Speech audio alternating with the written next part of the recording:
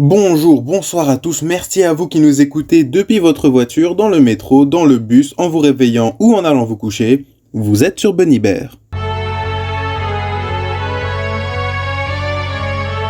Au programme de ce podcast, on va s'intéresser à l'art de convaincre et on va comprendre que, pour ce faire, il y a plusieurs méthodes plus ou moins acceptables. Bref, on voit ça ensemble tout de suite.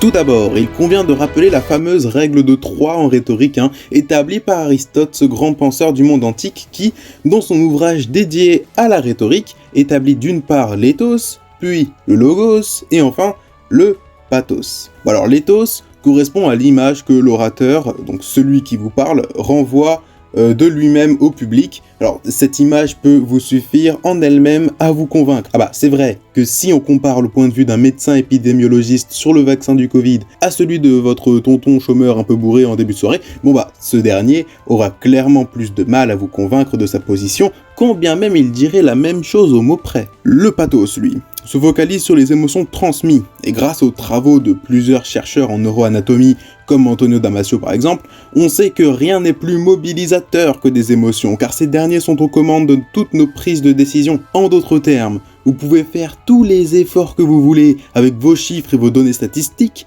ça n'aura jamais autant d'impact qu'un discours vibrant de colère ou de chagrin. Le pathos en lui-même suffit à ce que vous obteniez ce que vous voulez, mais il manque encore un élément pour convaincre vos auditeurs. Il s'agit du logos. Alors la racine même de l'argumentation, puisqu'il fait référence aux arguments, tout simplement. On aime bien en différencier deux types. Alors il y a ceux par déduction et ceux par induction. C'est très simple. Ceux par déduction, on les connaît déjà, il s'agit de prendre un cas général pour aller vers un cas particulier. Et ce faisant, on tombe sur un résultat vérifiable et véridique à 100%. Le raisonnement par induction, lui, fait justement l'inverse. Il part d'un cas particulier et se prononce pour tout un cas général. Il ne fonctionne pas sur la certitude, mais sur l'approximation. Quand j'étudiais la rhétorique, j'avais imaginé cet exemple que je ressors à chaque fois pour expliquer la différence entre les deux types. Alors imaginons que vous avez l'appendicite. On sait que l'appendicite procure des maux de ventre. Donc vous avez mal au ventre. Vous l'avez déduit et vous avez 100% raison. Il n'y a pas de doute possible. En revanche, imaginons que vous avez mal au ventre.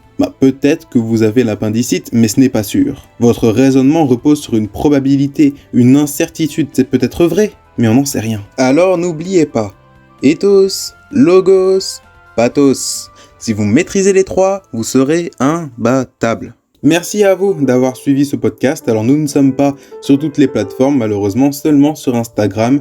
L'équipe de Bunnybear vous souhaite un bon week-end et on se dit à lundi.